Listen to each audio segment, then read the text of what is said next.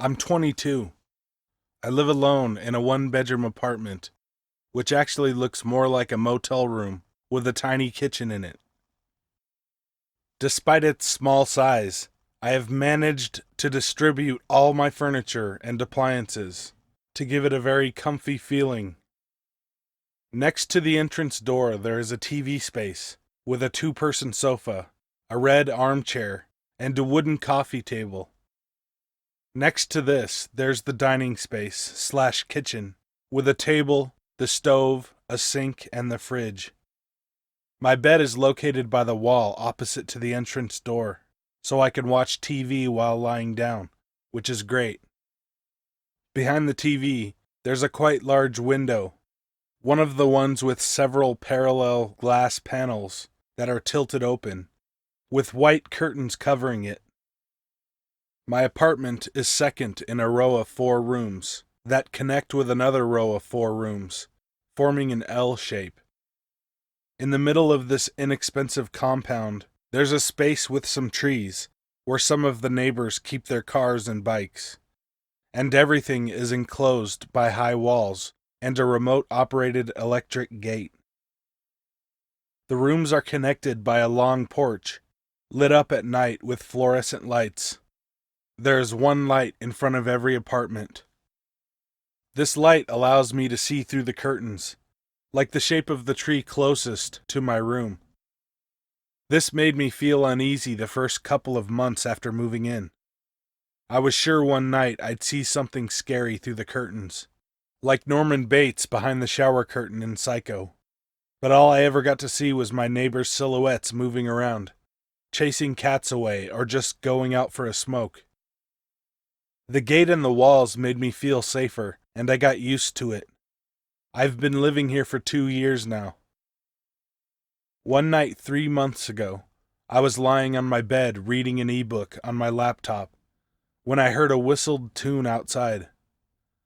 It was a creepily happy melody, like carousel music, or at least that's what it made me think of. My first thought was that it was my neighbor who smokes a lot, and that he was out there having a cigarette. But that meant that he wasn't really smoking, because the whistling was continuous, unpaused. I'm not the most courageous guy around, so getting up to look outside the window was never an option for me. When something scared me, I always decided to lie down facing the wall and try to fall asleep, which is exactly what I did this time. But the whistling got louder. I could hear it was getting closer to the window. I had shivers running down my spine, and I closed my eyes tightly, hoping it was the lady next door drunk again and trying to find her way into her room. The whistling got even louder now. It was right in front of my room. I turned around slowly away from the wall, and then I saw it. Through the white curtains, I could see the distinctive shape of a man with long hair. He was standing at the window. He didn't move. He was just whistling this horrible tune that made me feel like I was inside of a horror movie. I started sweating. Was this some kind of pervert trying to watch me sleep or something? He stood there for what felt like hours. I'm not sure why, but now it was clear to me that he wasn't one of the neighbors. I wondered if anyone else in the place had heard him. I couldn't turn my eyes away from him. I thought about all the psychos from Scary Stories, and that if I pulled the curtains aside, I would see the most twisted face staring at me. I built up enough courage to mutter the words, "Who's there?" which barely came out of my mouth. No answer. The silhouette just stood there, still whistling. "Who's there?" I asked, now in a more aggressive tone. This is when the shape turned around and started walking slowly towards my front door. Maybe it actually was one of the neighbors, or a creepy guest that was now heading to their room. Then my door handle moved. He was trying to get in. I completely lost it. I grabbed my cell phone, went into the bathroom, and locked myself in. I called the police first, and then the landlord who lived next door in a house I explained that there was someone trying to break into my apartment. I was sure I'd be dead by the time they came. But it turned out the whistler had given up. The police would get him now. When the police arrived, I told them what had happened, and they searched the entire neighborhood, but they couldn't find anybody. One of the neighbors said that she had seen everything from her room, but did not have a cell phone to call anyone. She said that after trying to get in, the guy, who was wearing saggy clothes and looked homeless, walked nonchalantly towards the perimeter wall and climbed up, jumping over it, and he never stopped whistling. The landlord got electric barbed wire on top of the walls after this. This is pretty common in my country, actually, since it's pretty dangerous everywhere, and I haven't seen anything but that tree through the curtains since then. I still sleep with my face turned towards the wall, but I always think I'll hear that whistling again.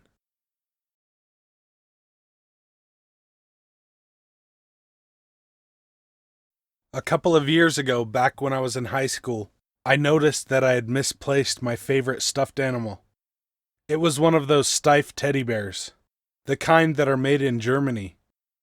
My grandma had bought it for me when she was there on vacation, and being of German heritage, I thought it was the greatest thing ever.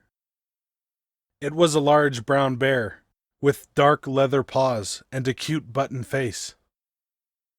My grandma had also sewn onto the bear a bright turquoise ribbon, with my initials embroidered on the front.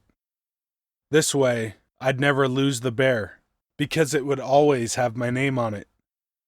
Little did my grandma know, I can lose anything.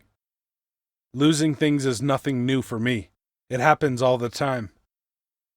My mom used to make fun of me for all the things I misplace. Countless times growing up, I'd lose my keys or forget my lunch. So when I lost the bear, it was just typical behavior for me. No one thought it odd or strange. What I did find strange, however, was this guy I started noticing on my street. I'd never seen him before, and things just felt a little funny with him. He drove an older Toyota sedan that was pastel blue, and he parked it under a large oak tree down the street from my house every day. I can't remember exactly when I first noticed him, but once I saw him, I couldn't unsee him, if you know what I mean. At first, I just thought the whole thing was kind of odd. There was this random guy sitting in his car for hours at a time. I wondered if he was waiting for someone, or maybe he just really liked our street. But when I started to notice him day after day for a couple weeks, I got a little freaked out, so I started keeping tabs on him. After a while, I just couldn't help but look for him after school. It was like clockwork. Every day at 3:15, he'd be there in his car, waiting for God knows what. One time, I took my dad's binoculars and looked at him from my bedroom window. I could see clearly into his car, and I wondered if he could see into my room. As I watched him, I noticed that he was sitting still, his eyes staring straight ahead. I watched him for a good 10 minutes until he tilted his head up and made eye contact with me. I fell back onto my bed and shivered. It felt like he was staring right through me. That's when my sixth sense started to kick in. It was subtle at first, but slowly grew bigger and bigger, to the point where I couldn't sleep. I was afraid that if I looked out that window at night, I'd see that guy sitting in his car. That sick feeling stayed with me. I told my mom about it. I told her how he sat in his car every day at the same time, and how I felt sick and uneasy about it. Then my mom asked me what color the car was, and I told her. She didn't say anything, but her face turned white. My mom called the cops. We watched his arrest happen from my window. When the cops took him out of the driver's seat, he had a smile on his face. I had goosebumps up and down my spine. Later that night, we were watching the news, and a report came on about a man that had been arrested, and it was that guy from our street. The reporter said the man was a convicted rapist that preyed on younger girls. My mom and I looked at each other, a mutual expression of terror. They showed some items recovered from his car. It was full of things he'd collected from his victims. According to the report, he would stalk a girl for several months, stealing some of her things, and then eventually he'd break into her house, and you can guess the rest. The camera panned over a number of his collectibles. He had pictures and books and girls' clothes. I felt uneasy. The camera panned a little farther down the table, and that's when my mom stood up. "Isn't that your teddy bear?" she yelled. My throat went dry. My palms became sweaty. Sitting on the table was a Steiff teddy bear with a turquoise ribbon.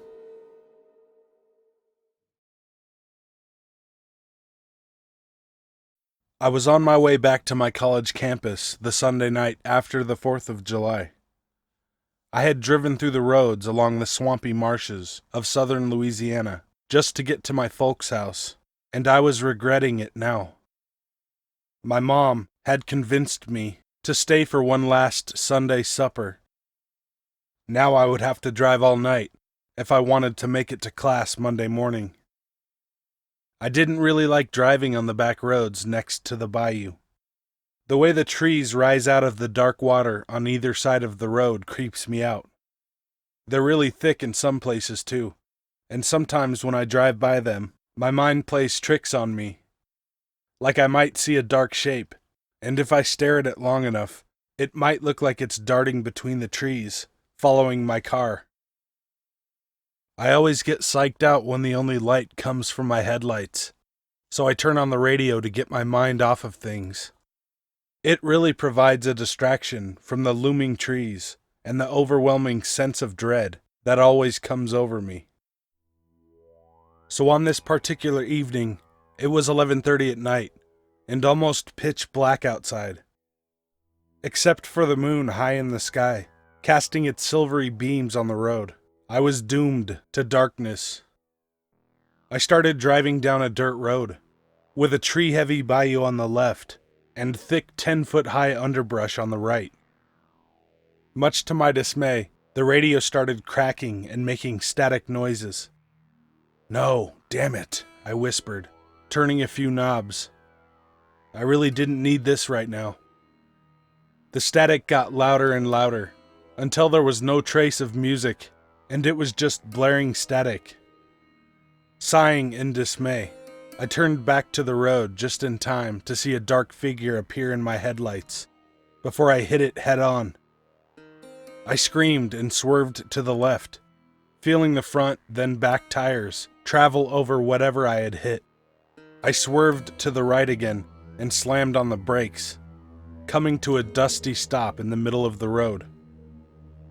I punched the wheel in frustration and hung my head in my hands. I had just hit someone. I could kiss college and the rest of my life goodbye. Gulping, I got out of the car and left the door open. Peering out onto the moonlit road, I saw a dark, crumpled figure lying about 30 feet away. It wasn't moving. The warmth of the summer night, muggy and hot, washed over me.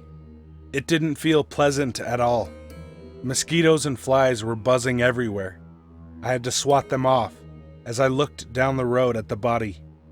"Fuck," I whispered, jogging down the road. Sir, are you all right?" I was sure they weren't all right at all. I reached them and got down on one knee.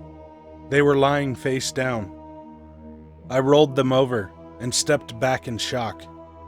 It was a dummy. A padded dummy dressed in jeans and a t-shirt. The impact with my car had ripped open its chest, causing stuffing to spill onto the road. "What the fuck?" I whispered. Feeling more scared than ever, I looked up, eyeing the tall bushes ahead of me and the dark bayou behind me. There was no logical explanation of a dummy being out on a deserted back road like this. Before I could ponder this further, A sudden breeze picked up, rustling the bushes.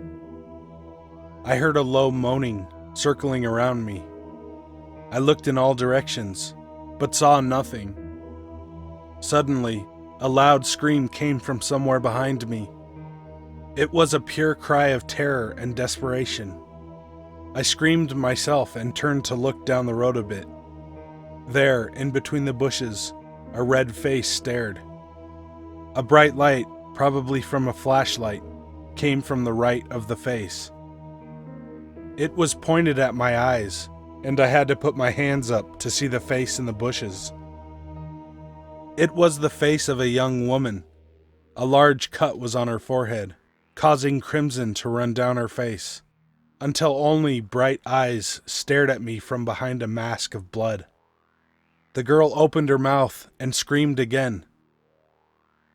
I still couldn't see who was holding the flashlight because the light was blinding me. I screamed and started to run back towards my car, but to my horror, I saw one black-gloved hand close the door from the inside. The car started, and then it roared off down the road, sending up clouds of dust as it went, until it was out of sight. I turned back to the bushes where I had seen the face. There was now a body lying in the road.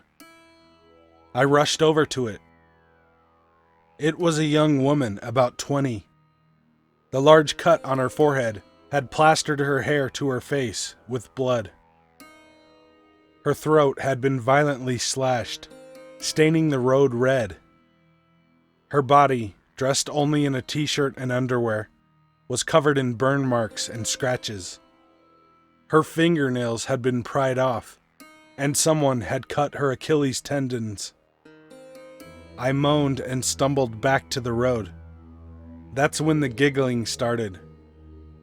Over the moaning wind, a high, childlike giggle swept over the dark bushes and trees. But it wasn't a child. It was obviously an adult, trying and failing to sound like one. I couldn't tell where it was coming from. I turned away from the body and ran. I ran down the road, eyes flitting from left to right, looking for movement of any kind. Tears were streaming down my cheeks. I had to get away from here as soon as possible. I didn't want to end up like that poor girl in the road. The giggling grew fainter and fainter until it couldn't be heard anymore. 5 minutes of running later, I arrived at T Junction. An old sign pointed north, towards Church Point. The one to the right pointed towards Baton Rouge, which was near my college. I turned onto this road and was greeted by the sudden sound of chanting. I looked off to the left and saw a small glade in between the trees. I squinted my eyes and walked closer. Some people were standing around a fire, tossing things into a pot suspended over the flames. They were all wearing some kind of deer mask made out of sticks and twine. They began dancing around the fire in erratic, twirling movements. One, much taller than the others, stood back, holding a large book. He was wearing nothing except what appeared to be a goat mask. He began reading in a deep, booming voice. "All hail our devil. All hail our devil," the dancers repeated as they continued their strange ritual. He sees the blood we spill for his favor, and he is good. The dancers repeated this as well. He is one. He is power. At this, the dancers stopped dancing and circled around a man. All hail the Lord of the Flies. The hooded figures cheered at this. Now, let us consume his flesh. They lunged at the man, stabbing him over and over while I stood back, horrified. Then they shoved the man to the ground and jumped on him, covering him so I couldn't see, laughing crazily the whole time. I heard a sound that might have been tearing flesh.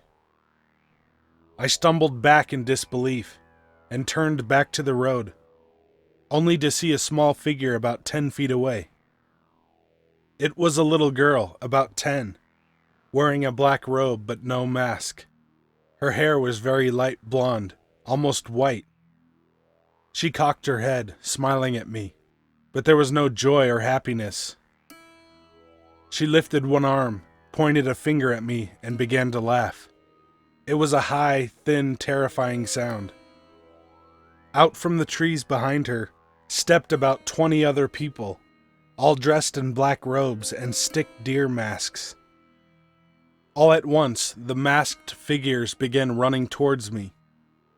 I screamed and turned the other way, towards the swamp. It was my only way out. I jumped into the swamp. The gritty water was only about 2 feet deep. I could hear angry shouts from behind me, and more sounds of feet hitting the water. I felt something whiz past my ear. I watched a dagger hit the water ahead of me and sink into the darkness. They chased me around the swamp forever. Every time I thought I was safe, I would see another one. In the end, I sat in a spot behind a tree where the water was up to my neck. I closed my eyes and prayed. I heard splashing and angry shouts for about another 2 hours, until I couldn't hear anything. I still waited until the sun was high in the sky before I got up and began trying to find my way out of the swamp. 3 hours of splashing, tripping, and guessing later, I found a dirt road and began following it. Almost collapsing with exhaustion, I eventually reached a small gas station and shambled through the door. I must have been quite a sight, sopping wet, covered in scratches, bruises, and blood. After quickly explaining to the horrified clerk that I needed help, I used the phone to call the police. They seemed skeptical at first, but they agreed to send a squad car out to the location I described. I then called my mom, asking her to come pick me up. The police never found my car, but they did find the girl's body on the road, and immediately called a search party to comb through the swamp. I found out later that they found several bodies in that swamp, weighed down with rocks, some in late stages of decomposition. They found 2 fresh bodies, the girl in the road and another deep in the woods. As for me, whenever I visit my parents, I take an alternate route along the interstate. It may not be as fast, but I prefer it much more than the dark, twisted back roads of the swamps, where hooded figures run between the trees.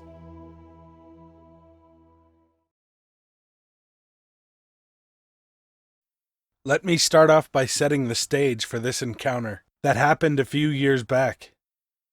It was Christmas night, and I worked at a decent-sized factory as a security guard for the night shift. The factory was built in 1900 and is located at the end of a residential suburban street, which was common for the time. Because it was Christmas night, all other employees and guards were home for the holidays. As I sat in the security office, which is detached from the main building next to Gate 1. Around 2 a.m., I look up from the computer monitor to see 3 girls on the younger side, maybe 12 or 13, about 20 yards away, standing at the telephone pole, staring directly at me. It's not uncommon to see children in the area, as it's a neighborhood, but 2 a.m. on Christmas night? Come on. I tried to ignore them and continued to look down at the monitor, until only about 20 seconds later, I look up startled, hearing tapping on the locked office door, and you guessed it, it was the girls. A confused and nervous look painted on my face, I'm sure, as the girls started laughing. "Can I help you?" They stood there with an evil grin on their pale faces. "Let us in," they said. Their eyes were black. At this point, I was speechless. My heart just sank at realizing how creepy this situation was. I told them to go away with a stern voice. As soon as I sat down, they were back where they had started, by the telephone pole, looking at me with emotionless faces. And just like that, they were gone. I watched the cameras for hours, waiting to see if they showed up again. As you could imagine, I didn't leave the guardhouse until morning. They might have only been young girls, but something about them was not right. So little girls with the black eyes, let's not meet again. Hey guys and ladies, thanks for watching. If you want me to tell your story or read a creepypasta, email me at the address in the description. And now it's time for interview with my 3-year-old nephew. Okay, ready? Look at me. What? Hi, sir. What's your name? Pink. Bane. Bane what? What's your last name?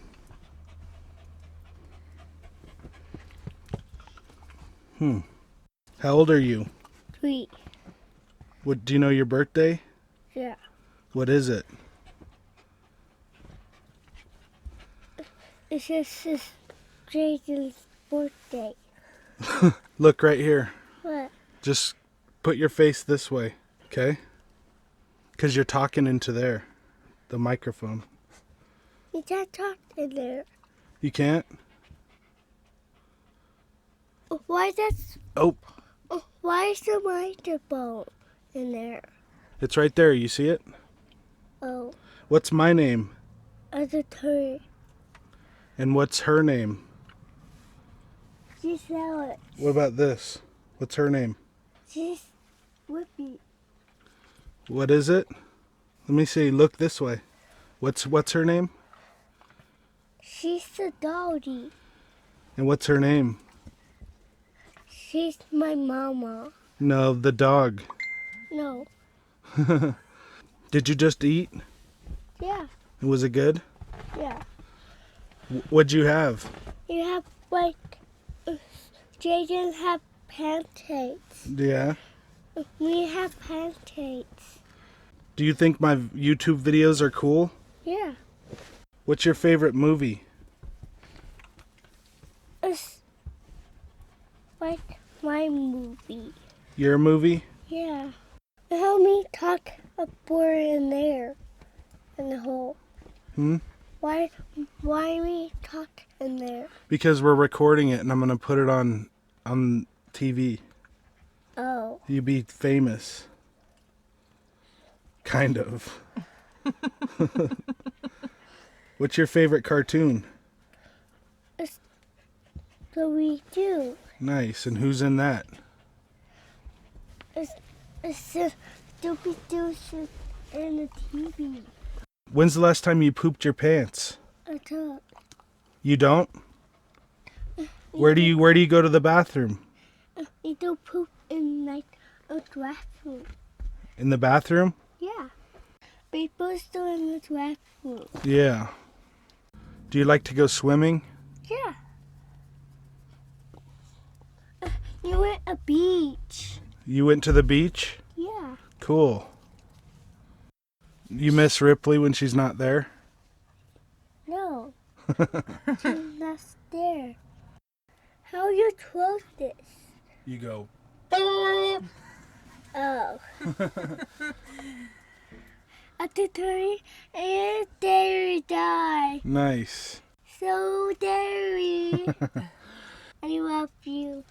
I love you too. Hey, What? are we going to do pumpkins on Halloween? Yeah. Do I have pumpkins? Yeah? Bye, auditory. Bye, Whoopi. Whoopi, Whoopi. Come right up here. Okay, ready? Say thanks for watching Thanks for watching The Devil's Interval. Double Nibble. Bye. Bye. Be good to animals, even people. See ya. Já, snemma, bergsbis, hreish. What? Is there a bug? Those motherfuckers. Those piece of shits. Poops. Wait a minute. Can I set this shit down somewhere? This thing's stabbing me in the ass. I'm good. That's on there.